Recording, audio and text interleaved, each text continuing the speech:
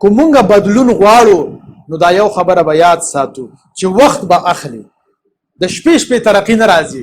اکثر خلک وایي که نه چې مونږ به سبا پاسېدلو چې زمونږ صحت ښه وي. نه، صحت به دې هم ټایم علي، تعلیم و تربیت به هم ټایم اخلي، پیسې ګټل به هم ټایم اخلي.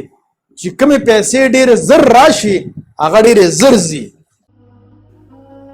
د خدای دپاره پښتنو سانونه وپېژنئ، ستاسو دپاره خو به ځان له پیغمبر نه راځي. ګول څه ته وایي؟ د دې تعریف څه دی؟ ګول هغه څیز ته وایي چې هغه مسلسل روان وي، پروسس وي تر دې پورې چې هغه حاصل شي. د مثال په توګه باندې په دې کې دوه درې څیزونه دي. یو لومبی څیز خو پکې دا دی چې اټس ان آن ګوینګ پروسس. دا نه چې تاسو نن دلته ټریننګ لرالی او ځان له ګول سیټ کړه او سبا به ماشاءالله علامهګان شي، سبا به ښه ټیچران شي، سبا به ښه ایډمنسټریټر شي، سبا به ستاسو کور کې ښه بدلون راشي. نه، دا به وخت اخلي. 15 کاله به اخلي، 10 کاله به اخلي، 15 کاله به اخلي.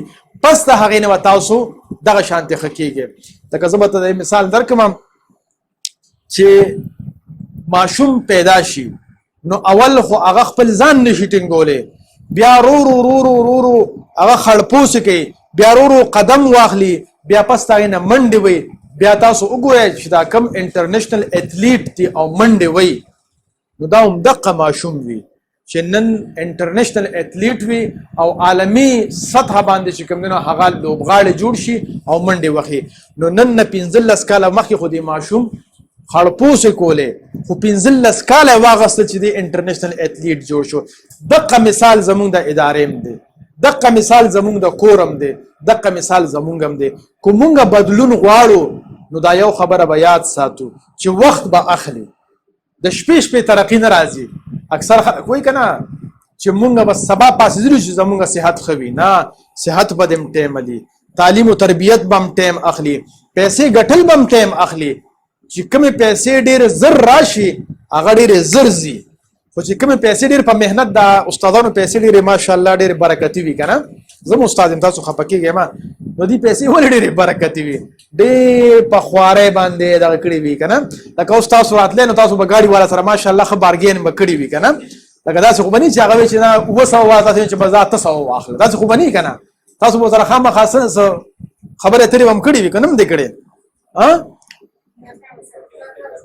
کو کاکا کړي کو ماما کړي. خو مطلب دا چې خبره خو به ستاسو وه که نه. نو خبرې مطلب مې دا دی چې د هغې وجه څه وي، ډېر په سختۍ چې یو څیز وګټلی شي که نه نو ډیفینټلی ټایم اخلي. صحیح ده که نه بچې؟ دې پسې به لګې، یعنې چې کوم مقصد دې جوړ کړه نو پرېږدې به نه، هغې پسې به لګې. لکه اوس تاسو مقصد جوړ کړئ چې زه MA کوم نو بیا به ورپسې لګې، کله به غم وي، کله به ښادي وي، کله به چې کوم دي نه غلطۍ، کله به یې ټیکې، کله به څوک درپسې خاندي، کله به څوک څه کوي، ته به ترې اوړې نه، ته به هغې پسې انښتې. نو دې ته وایي پرسوټ، چې تاسو به مستقل مشکلات به راځي خو د مشکلاتو نه به مخ نه اړوئ، هغه مشکلات به زغمئ، ګرمي یخني به زغمئ، د خلکو خبرې به زغمئ او هغه خپل مقصد پسې به ځئ. نو هله به تاسو خپل مقصد ته رسېږئ. دا یو خبره یاد وساتئ، چا چې په دنیا کې خپل مقصد حاصل کړی دی که نه نو هغوی د خلکو خبرې ضرور اورېدلې دي. خلک هغې پسې خامخا خبرې کوي. ستاسو څه خیال چې ما پسې خلک خبرې نه کوي؟ خامخا را پسې خبرې کوي. زه اورم هم، ما ته را رسیم خو زه پرې غوږ نه کړم. هغوی به خپل کار کوي، زه به خپل کار کوم.